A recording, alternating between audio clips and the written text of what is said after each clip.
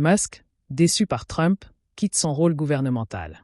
Le multimilliardaire Elon Musk, qui vient de critiquer pour la première fois son grand allié Donald Trump, a confirmé qu'il mettait fin à sa mission de réduction de la dépense publique après 4 mois d'une expérimentation sans précédent.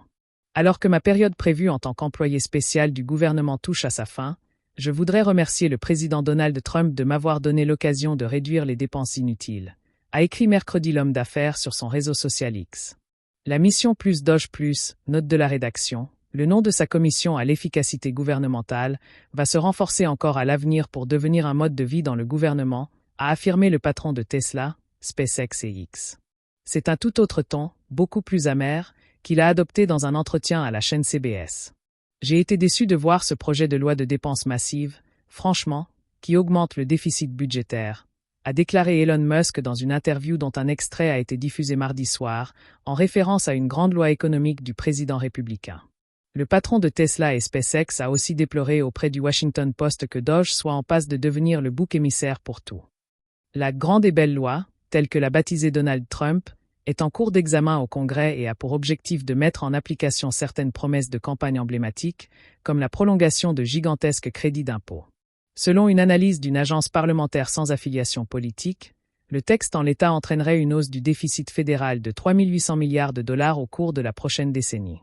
Grande ou belle? Je pense qu'une loi peut être grande ou qu'elle peut être belle.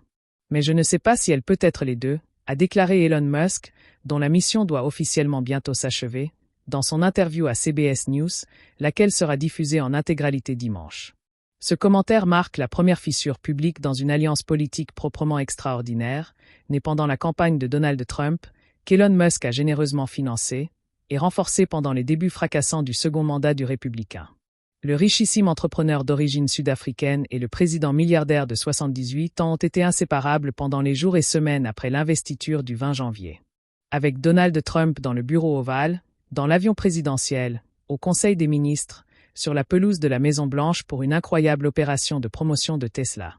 La haute silhouette d'Elon Musk, invariablement vêtu de noir et d'une casquette sur la tête, a été omniprésente, tandis que se succédaient les annonces de suppression d'aides internationales, de fermeture d'agences fédérales, de renvoi massif de fonctionnaires voulus par l'homme le plus riche du monde. Friction. Assez rapidement toutefois, des articles de presse ont fait état de friction entre le protégé de Donald Trump et des ministres, excédé par ses méthodes jugées brutales ou son attitude perçue comme cassante.